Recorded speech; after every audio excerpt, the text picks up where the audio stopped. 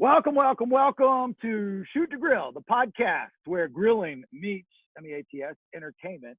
I'm your host, Jason Bailey. Thanks for being here so much. ShootToGrillPodcast.com. Big thanks to STGPoker.com, one of our sponsors. As a poker player, you get sucked into the app. Go to the website first. That's already the referral code. Then you load up on cash. You go to the app. You find a room and play. I won $28 last night, and it's sitting in my account. I feel like I'm a millionaire. STGPoker.com. All right, so here's how it's going to play for Memorial Day weekend. Of course, as always, got my producer Nate in the car driving with Mr. and Mrs. Nate to God knows where with the cool porn stash. He always looks high, as everybody says. We also have a new chef to the podcast, which would be Chef Dave. On this Memorial Day weekend, Chef Dave, part of our armed forces stationed out in Dublin, California, where the Irish surfer resides, like Bodie O'Connor.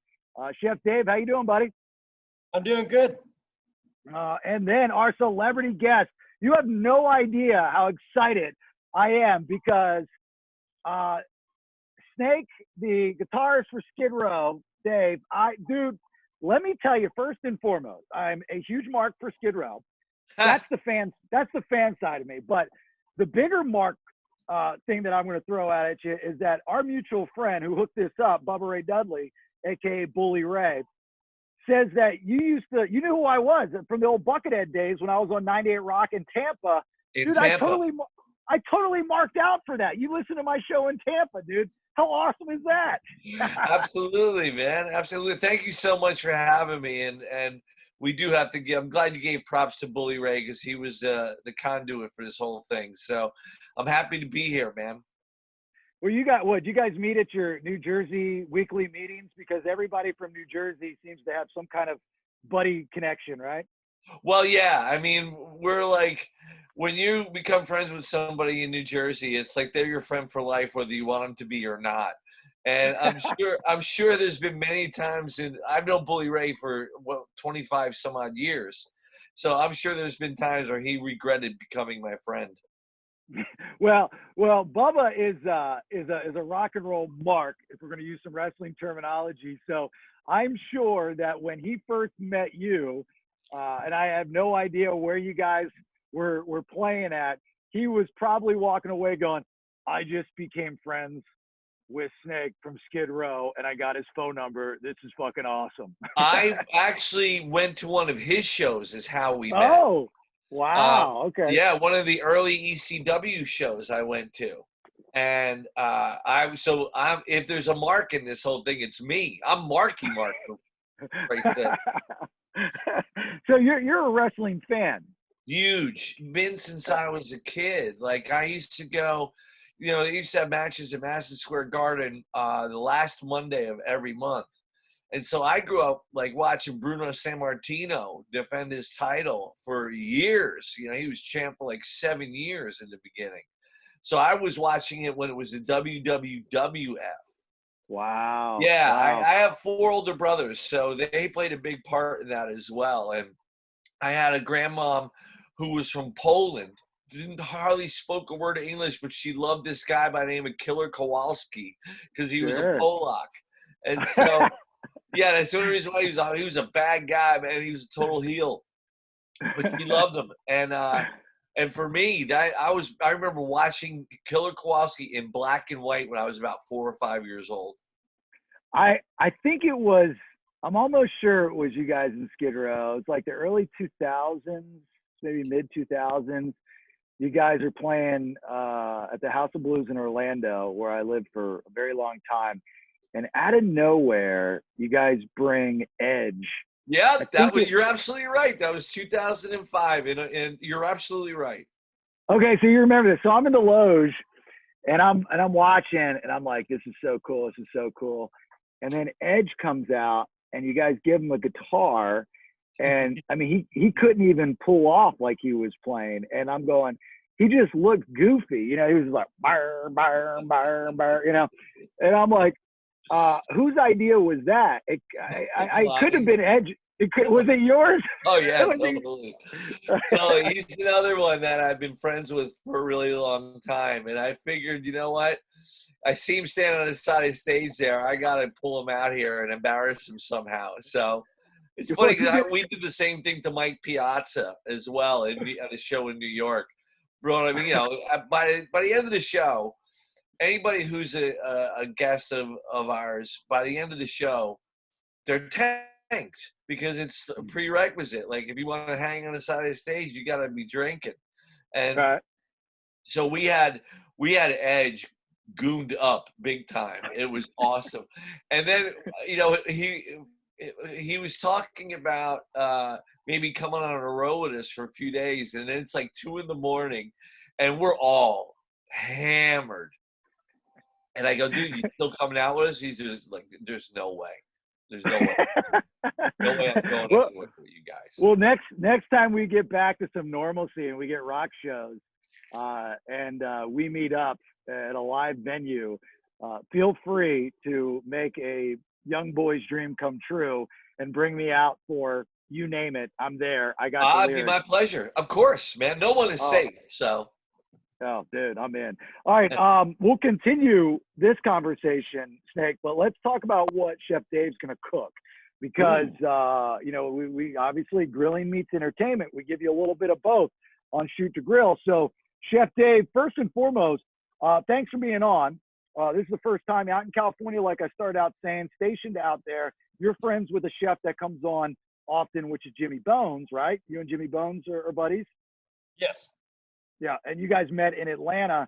So how long you're in the Army? Correct. Okay, and how long you been in the Army?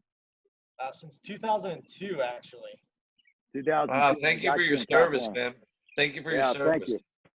Yeah, we love our fellas that fight for our freedoms, man, and we definitely love our fellas that can grill it up. And just like Jimmy Bones, now Jimmy Bones cooks in an apartment complex, which I thought was a assistant living facility at first. What are you? You're not in the barracks. You're what? Your house, I guess? I'm in a single family home. Single family home in the back. So run through what you're cooking on. That looks like a Traeger. If my that is correct. I'm using a Traeger. All right. So you're not smoking anything. We don't have time for that. Go ahead. Run through what you're going to cook up. So I'm going to do a Chipotle chicken. So I have chicken breast that marinate it with a little bit of different seasoning, garlic powder, onion powder, smoked paprika, some lime juice, white wine vinegar, and then a can of Chipotle peppers chopped up in adobo sauce. Wow. And then good. I'm going to smoke that on the Traeger on high. So that'll be about 400 degrees, 400 to 450 for about 20 minutes. For the tacos, though, with that, I'm going to chop them up, and then I'm going to have a spicy slaw that is made up with cabbage, some little bit of mayo, olive oil, celery seed, jalapenos, and some julienne carrots. Wow, look at you. And then with that, hold on for a second. Hold on for a second, Dave. The important thing is like, well, it's not important, but when you're grilling, I got my KJ behind me and it's open. I'm going to do some steaks tonight. So I got one rack down low because I'm going to sear them. I'm not attempting the triple sear, not yet. I haven't done that yet. And then the rack up top. But what you're talking about, Dave, which I love and totally appreciate, is the effort that goes into the prep before and after. Instead of just taking a piece of meat, what I'm talking about, Snake, is you just throw a piece of meat on, that's great. But when you do all the stuff Chef Dave's about to do for these Chipotle chicken tacos, that's next level shit. Yeah, man. It's like there's a whole, like you're celebrating the whole process. It's kind of like back in the day when you would go out and buy an album.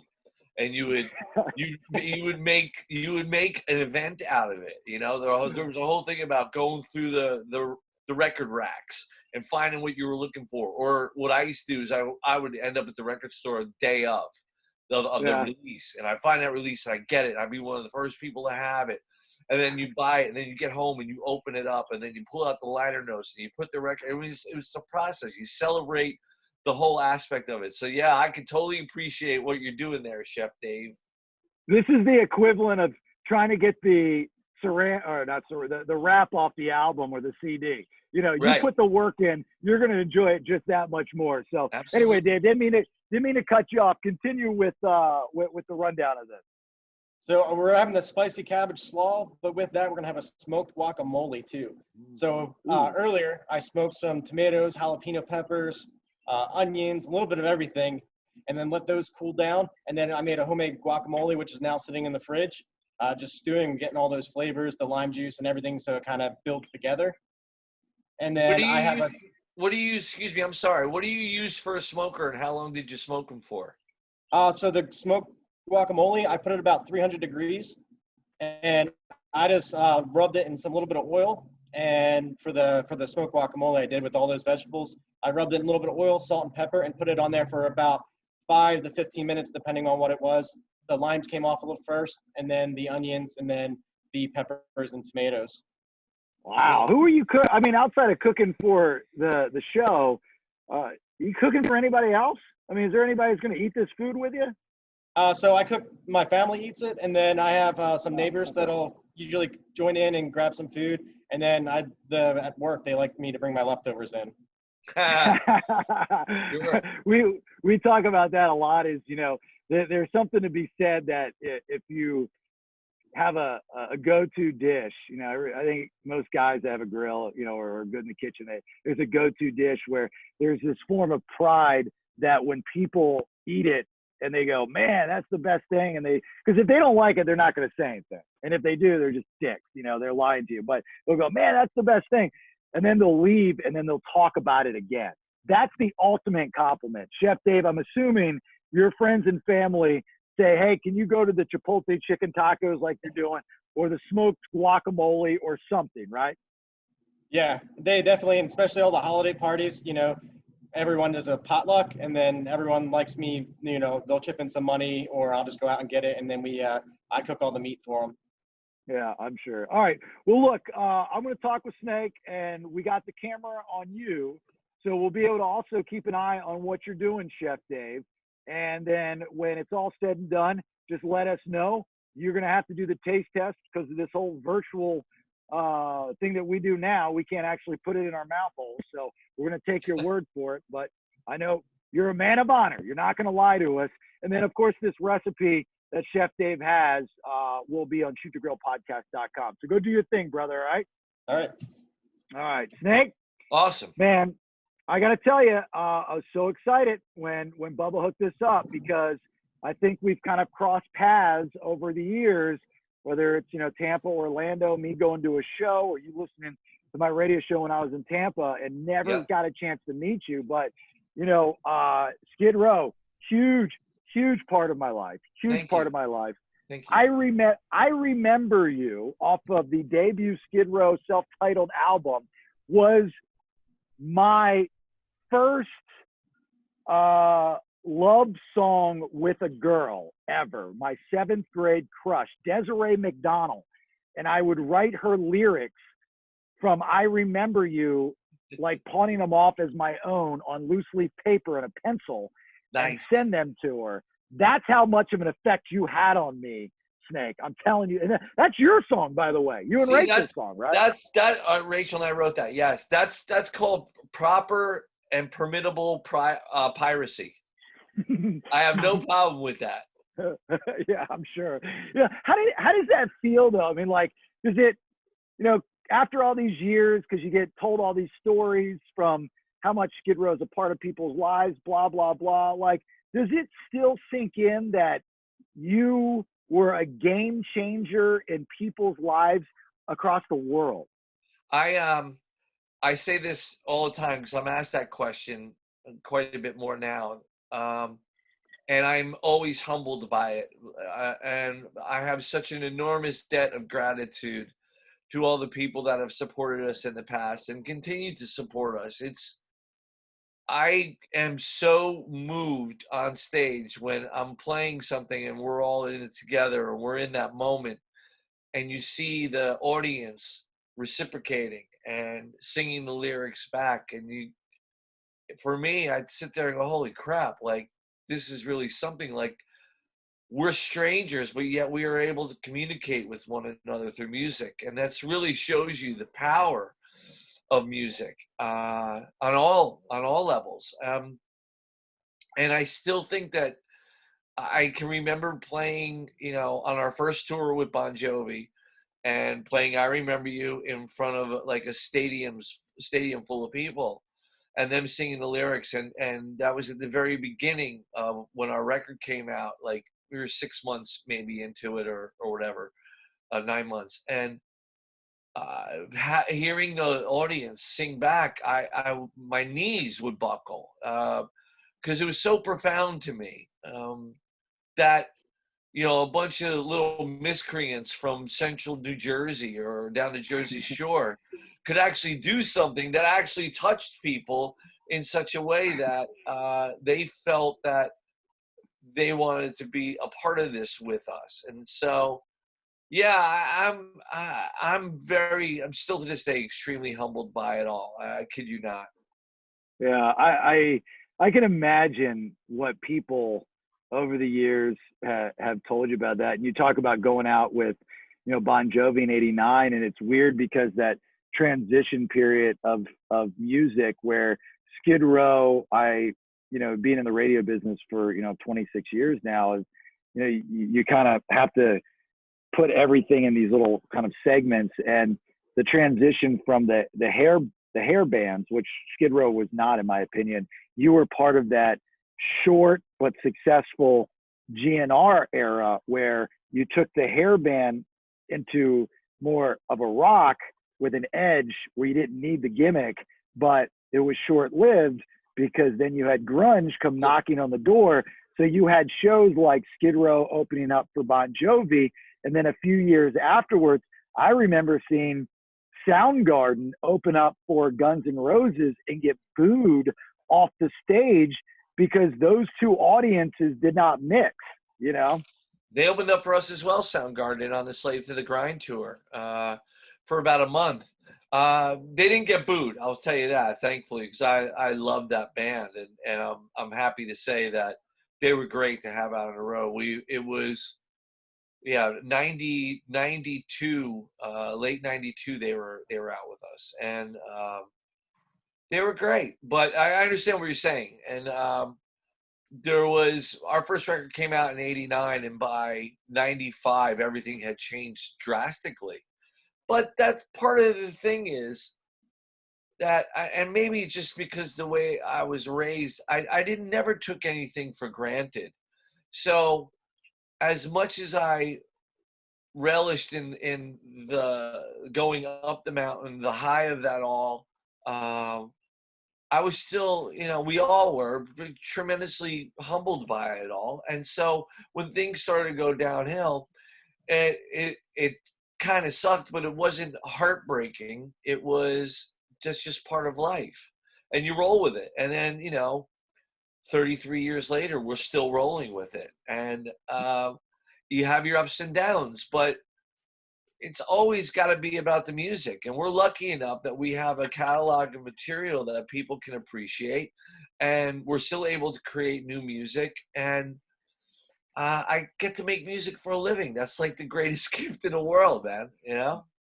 Did you ever think that with the Skid Row era being phased out as far as the type of music and the grunge coming in, and then following the grunge was the boy band and the singer-songwriter pop and so on and so forth, did you ever think that you might be without job, that you would have to do something else?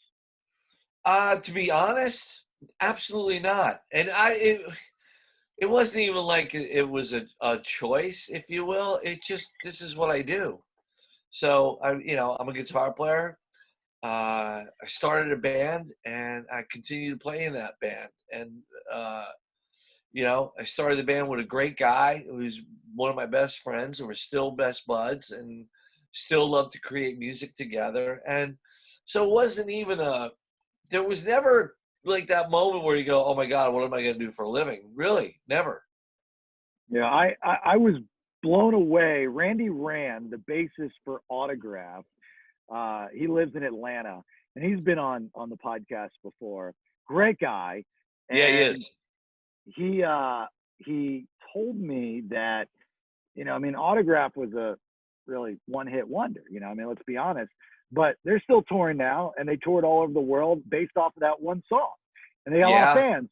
but he, there was a long stretch with nothing to do. He got into making like leather vests, and there was, I think, like the lead singer of Saigon Kick did My Mother's Floors in Florida somewhere, which was crazy, Yeah. So it's weird when you see rock stars that are on this pedestal that we just go, oh my God. And then they're doing something outside of what you would see, and they're touchable, it's just very Well, odd to see that. that's the misconception, is that if people see you on TV, they automatically think that, you're rich and successful and all those things.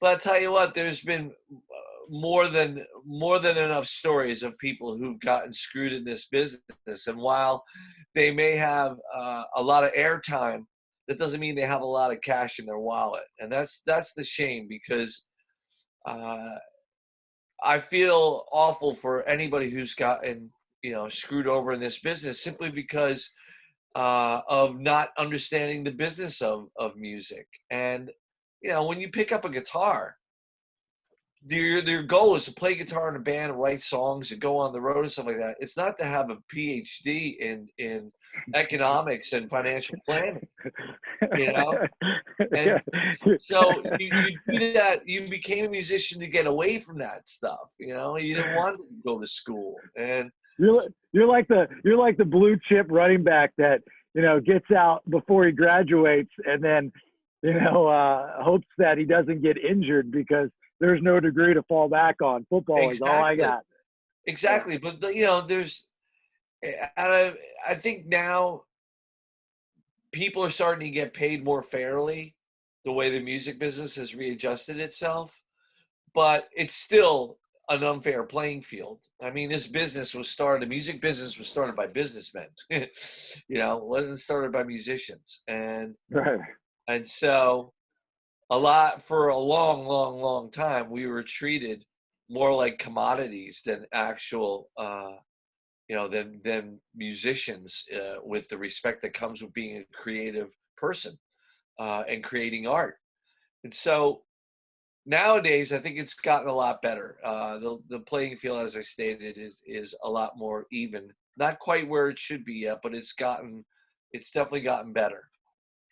I didn't know this, and when I found this out, I was blown away. So Skid Row almost possibly never would have happened because you were the original lead singer of your neighborhood buddy, a guy by the name of John Bon Jovi, and you started playing with him before Richie Sambora. Is all that true? Yeah, I was. It was Wow. never meant to be a permanent thing as far as me being the guitar player in the band. It was. See, we came from kind of two different schools, even though we've known each other since we were, I think I was 10 or 11 when I first met him. And we grew up 3 streets away from each other in the same neighborhood. And we hit it off immediately. And so when he had won a local radio station contest in New York, like the homegrown hero type of thing. And so because he won that, he had to go out and do like 8 radio shows. And he's like, I don't have a band. Help me put together a band. I'm like, yeah, no problem.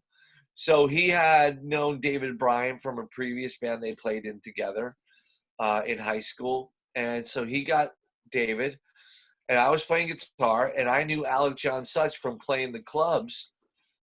He was well known, and so I got him in the band. And then through Alec, we got Tico.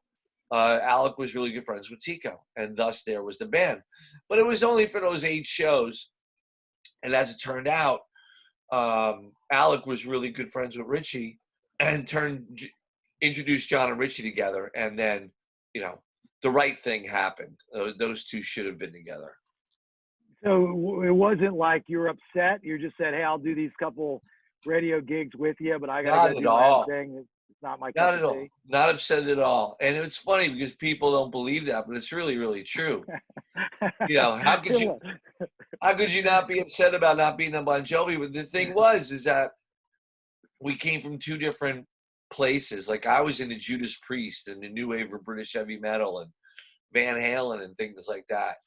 And our common ground was like Kiss and Aerosmith, but he was leaning more towards the Jersey Shore sound and with a bit of a Springsteen influence. And as great as it is, and he's an amazing songwriter and just an amazing friend, it just wasn't in my wheelhouse, if you will. It just wasn't me. So you would have gotten sick over the years of, as a lot of artists do, and they've told me, playing certain songs that they're just not fans of. Like, I'm a Bon Jovi fan, just about everything he's done. That New Jersey album was my coming of age album. So Great album. Slippery When Wet, New Jersey. I mean, that's my wheelhouse right there. So, Bed of Roses and Lay Your Hands with Me is like my favorite. But John Bon Jovi, still to this day, I saw him. I mean, I don't know how long. It wasn't that long ago. That dude, compared to a lot of guys with that range from that era, still sounds the same. Like, he has taken such good care of his vocal cords, it's ridiculous. He has a work ethic second to none. That guy works so hard at his craft. I mean, he still takes vocal lessons. Really? Still to this day.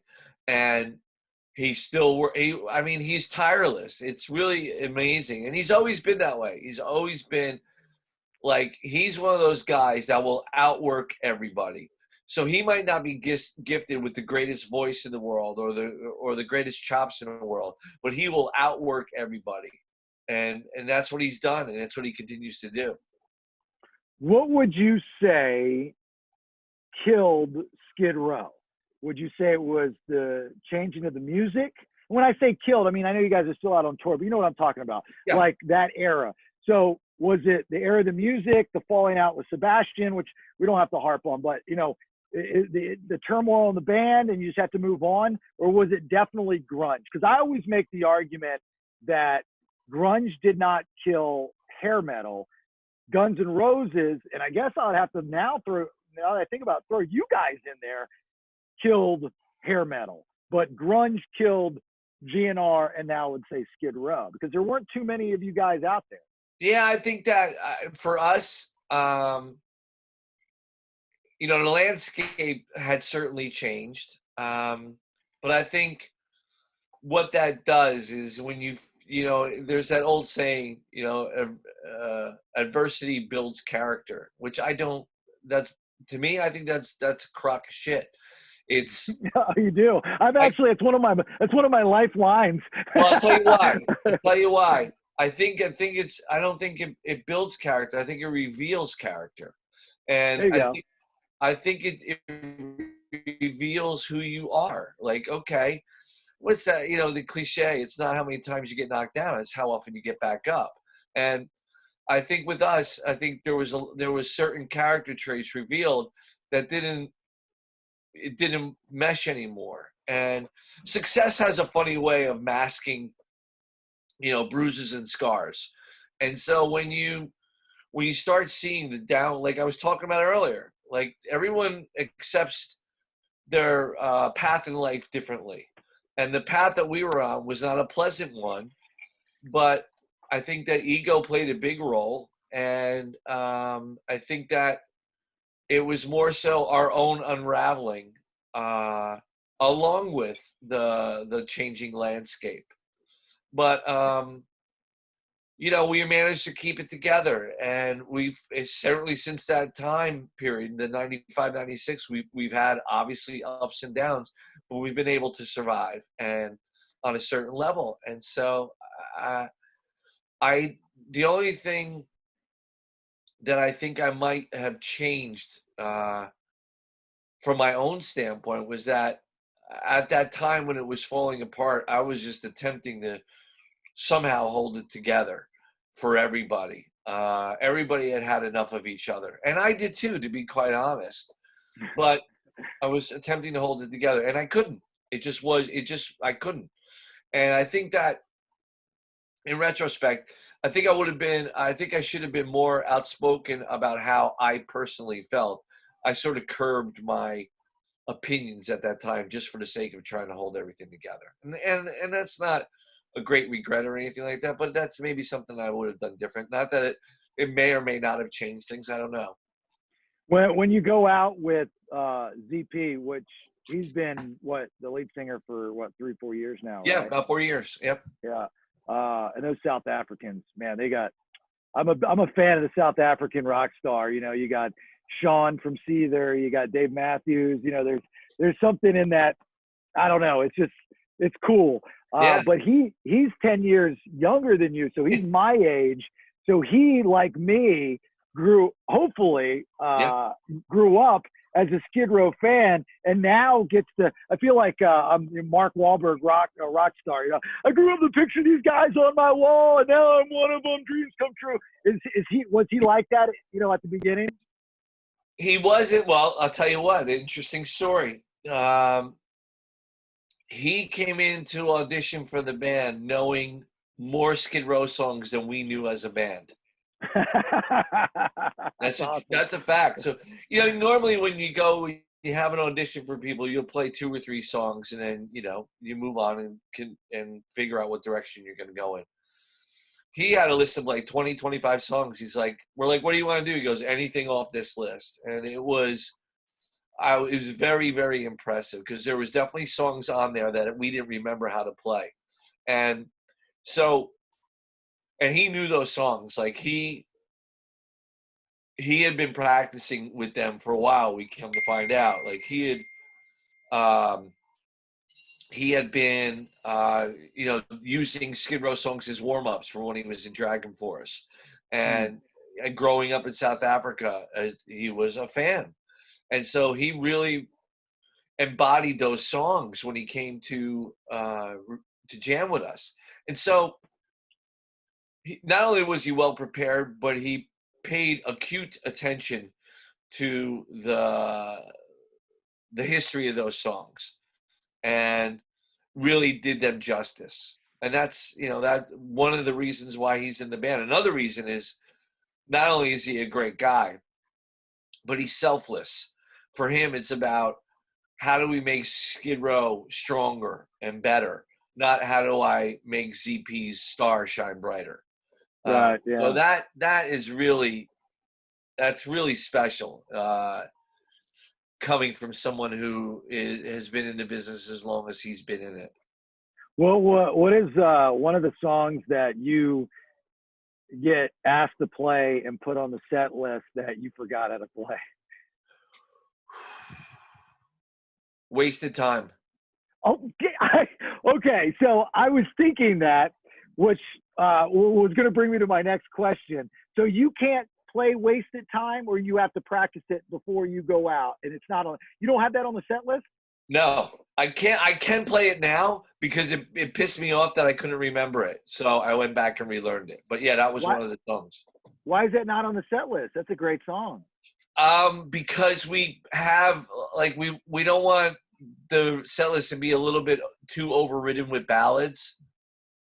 So we have like In a Darker Room, Quicksand Jesus, I Remember You, 18 in Life. And that usually, the way our set rolls, that's usually about as much as we can put in from a ballad standpoint. 18 in Life's not a ballad, though. I agree with you. I agree. But no, that's like in my head, the big ballad off of Skid Row was I Remember You, of course. That was a huge hit for you guys.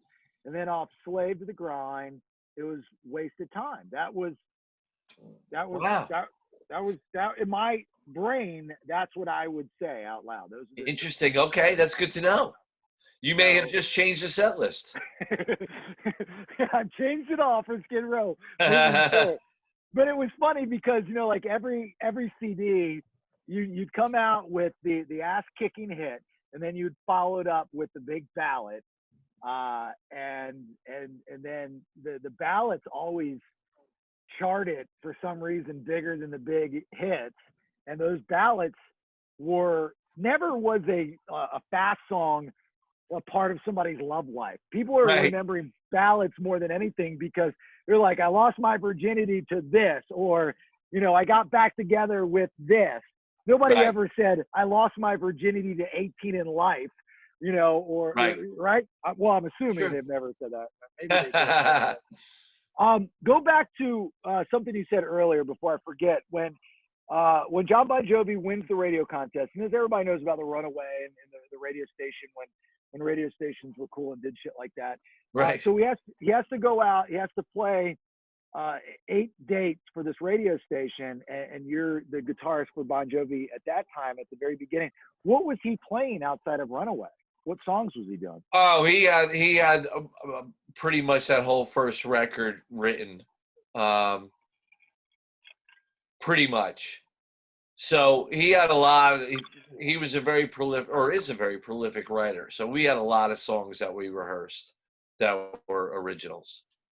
So you guys were like way ahead of the times. Like people were hearing shit that would become hits later down the road. And they had no idea. Some of the songs, yeah, like "She Don't Know Me" we played, "Shot Through the Heart" we played, "Roulette" we played, obviously "Runaway." I can't recall the other stuff, but we had a good strong, like 45, 50-minute set. It always, as a rock and roll fan, as a music fan, I always think it's neat when bands have an arsenal of songs that they've had for years or they wrote when they were a kid, and it just doesn't make the first album, but they eventually put it on the second, third, or fourth album. So to hear stuff like that's kind of neat as a fan.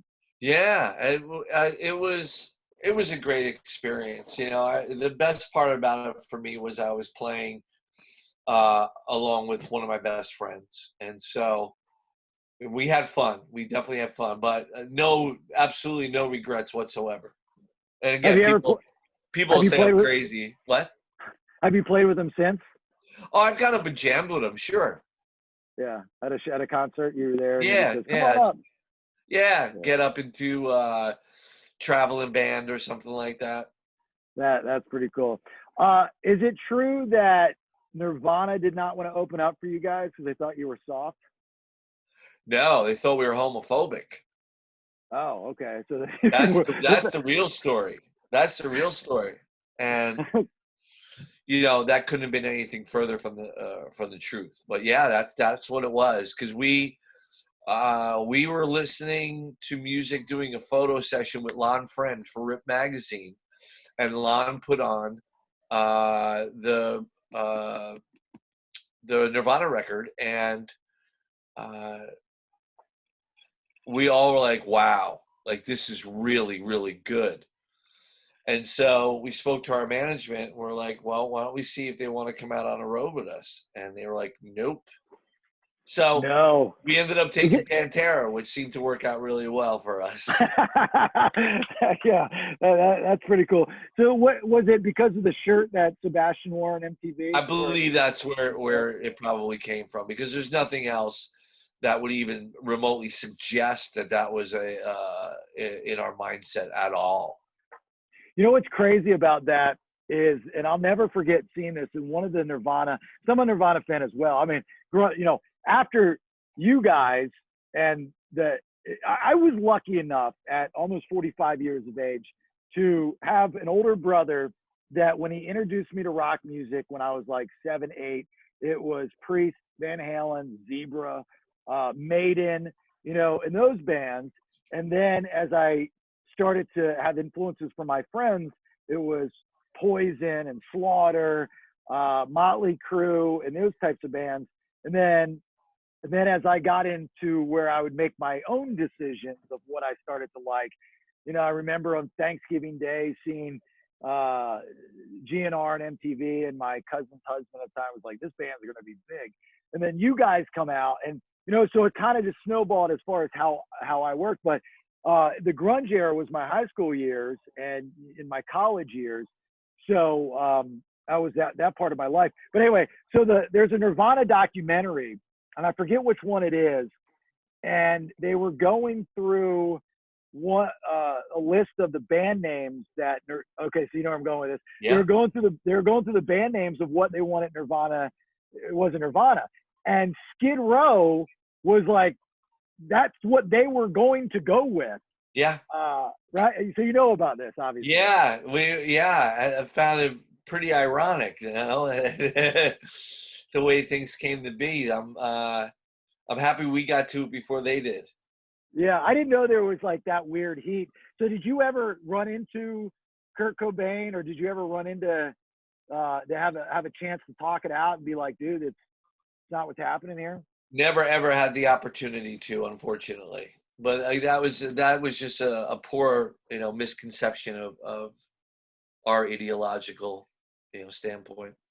Yeah, because Nirvana and GNR didn't. You guys had a close relationship with Axl and those guys.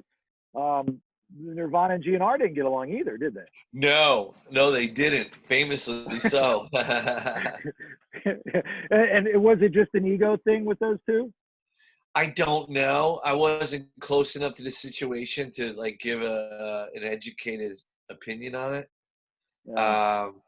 It's just like one of those things, man. They'd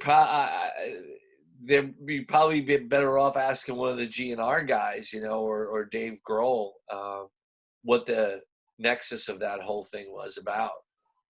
I would love to be a fly on the wall, because obviously Dave Grohl's so big right now, and he'll always go down. He's such a great guy. But he was a part of that. He knew he was now he's a part of both sides. He'll get up. Like, I think I saw him with GNR not that, a couple of years back. So I wonder how those conversations go, where it's like, what happened? Why did we not do that? The money that we could have made together at that time.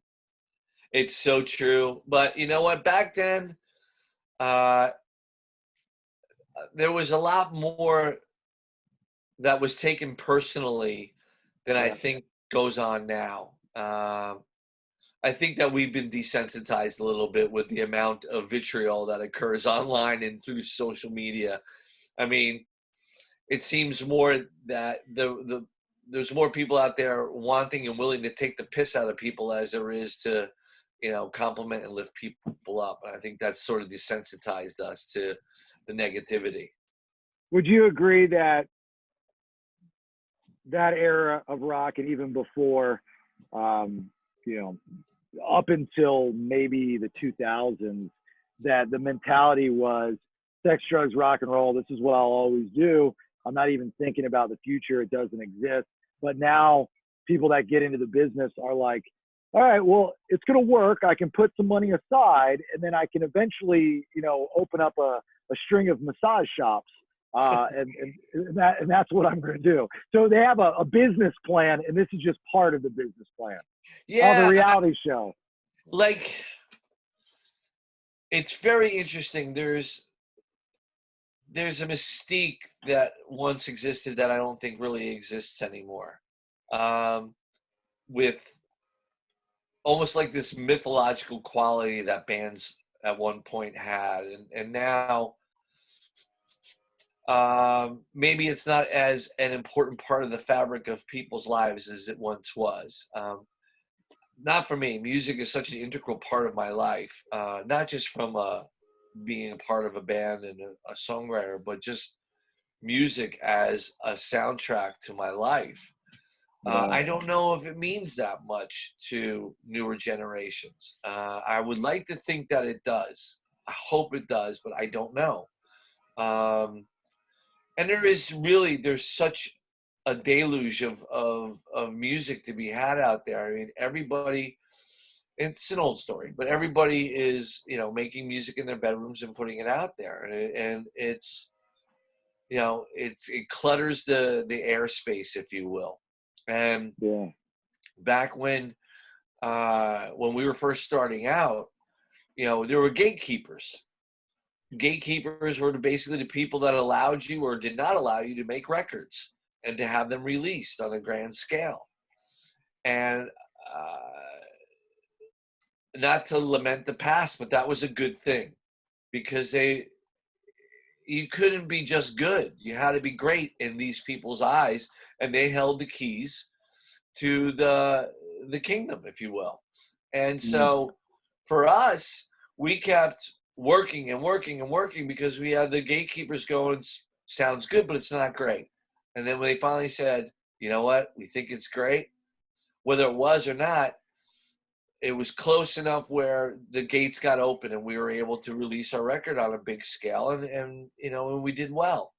I it doesn't seem, with the exception of pop and hip hop, it doesn't seem like that exists anymore. And one of the great subsets of this whole thing is that our kind of music and heavy metal music has existed in the underground since its inception. So it's not like it's an unfamiliar place for it to exist. And you can still discover music. It's just it's cluttered out there. Was there a song that the label execs said that this isn't going to work and ended up being a hit? Wow. Yeah. We had a fight to have 18 in Life as the second single off our first record. We had a fight for it. Wow, really? What was the holdup? What was the kick? They wanted to release I Remember You as a second song. And we were like, if you release I Remember You, then that's it. However long that song lasts, that's going to be the end of the first record. We're going to have to go in and make another record. And our argument, along with our manager, was 18 in Life needs to be this next song so that we can bridge the gap in order to get to I Remember You, so we can extend the length of the record. That's why you say it's a ballad, because it was the second song released. Could be. Youth Gone Wild was first, of course. Yeah. And then 18 in Life, and then I Remember You. Actually, you know what? That's a pretty smart kind of ear bang transition, if you think about it, how your brain works. I could actually buy into that, but I still don't think 18 in Life is a ballad. Ballads are supposed to be, well, I guess they don't have to be all lovey and stuff, but I don't know. I just can't. I've never, ever heard anybody say that. That's a really good conversation, good debate. Yeah, you know what? I mean, I guess, if we were to sit there and have a conversation about ballad versus non-ballad, I guess I would lean to the side of ballad with that song.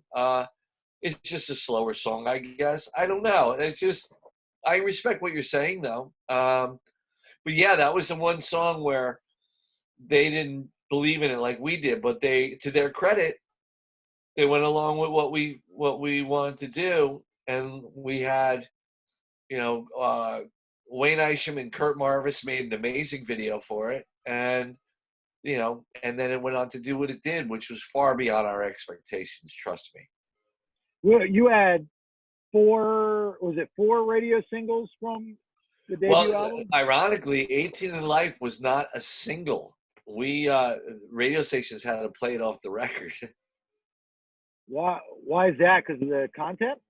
No, because that's just, we wanted to be difficult, I guess. It was it created a buzz within a buzz, if you will. Yeah.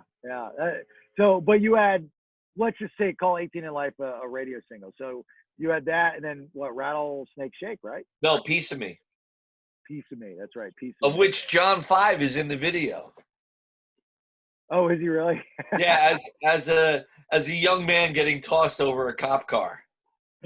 That's funny. That's really funny. Then you go back in the studio to do Slave, right? And everybody, still the same vibe in the studio, a bunch of young dudes just trying to kick ass, make some rock and roll, or now that you got some money in your pockets, different vibe?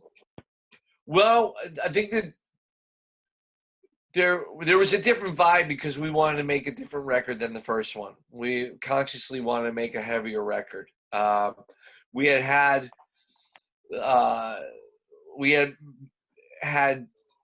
17 months on tour, touring the world.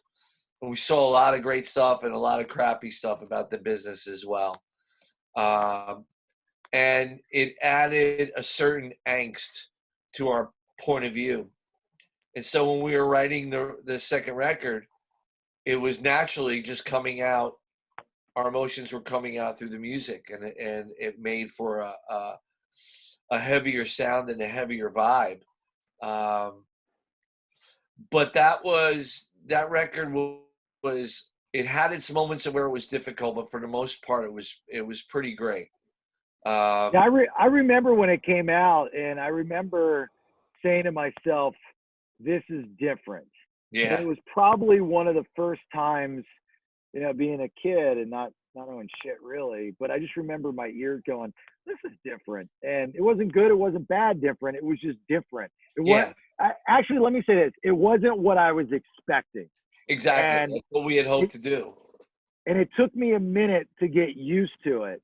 But after going through and listening to it, you know, unlike what people do now and just bits and pieces from Spotify or download and stuff like this, I would listen to it. And I had a thing about memorizing lyrics. And even to this day, I have a semi-photographic memory. Like I can visualize the lyrics on the liner notes. And I went through and I memorized, you know, just like I did the first album, because I never wanted to be that asshole in the car that pretend to sing along to the song on the radio.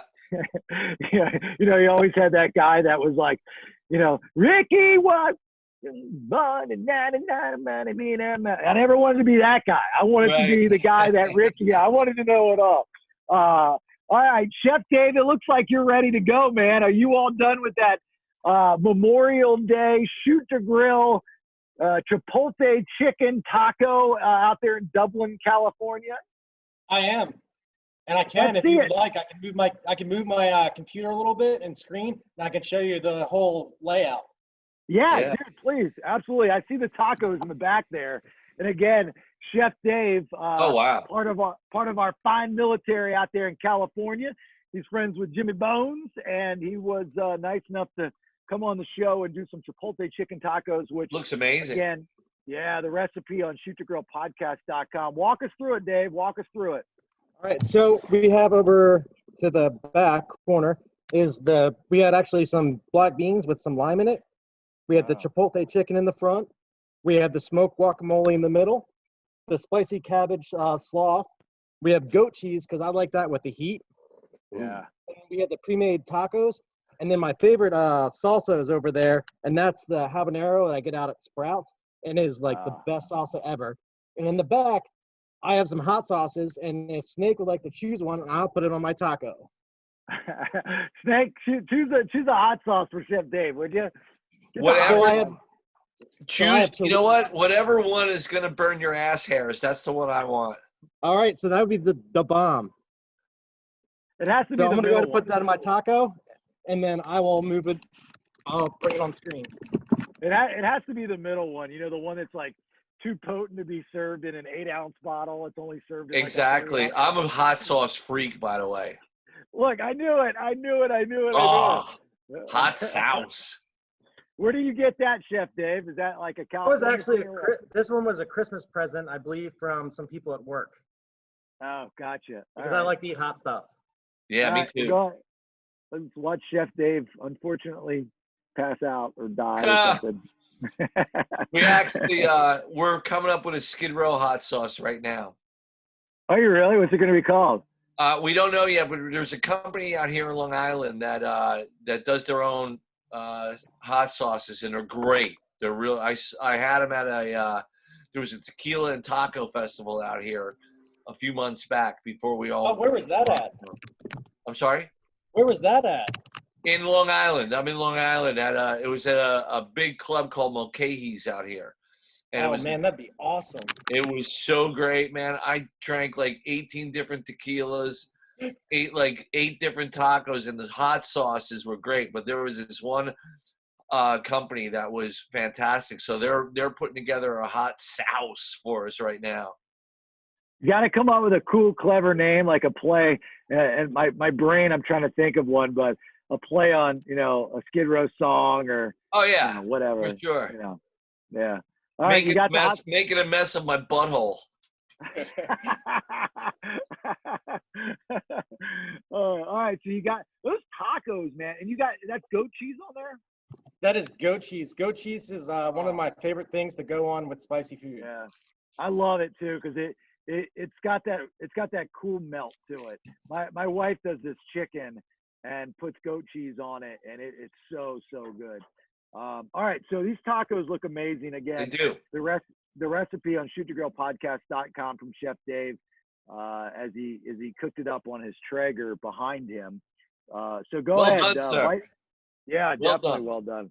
Well done. Great Memorial Day weekend taco action. It really didn't take them that long. I know you were done fairly quickly as Snake and I are talking. I know you're done pretty early, so that's good. Yeah.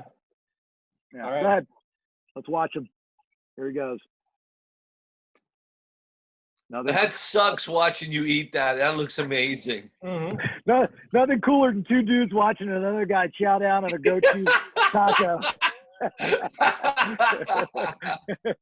Delicious. Totally. Looking like we just saw Jesus walk on water. We're like, You know, exactly. It's exactly. I was like that too. It's like Snake and I couldn't get closer to our webcams. We're both. No. Well, How are they? when Dave, are they good? Yeah. Oh, it's delicious. Yeah, I'm sure it is. You're not going to lie, even if they weren't. Nobody is. That's what's so great about the Zoom interviews now is everybody can lie. Usually I taste them when we do it live. Before we wrap this up, when we were talking about, was it Nirvana that bailed out and Pantera came in to go out with you guys? Okay, so I'm friends with the bassist in Hell Yeah, Kyle Sanders, and of course you had Vinnie Paul playing drums in Hell Yeah. And so Vinnie Paul and Pantera, 6 Degrees here, right? So Vinnie was a huge, as you probably well know, but this is in the early days, and this is where what my question is going to be. Was he as big of a griller then as he became later in life? No, but we would have moments on tour where we would set up and we would grill, and kind of everybody would partake in it.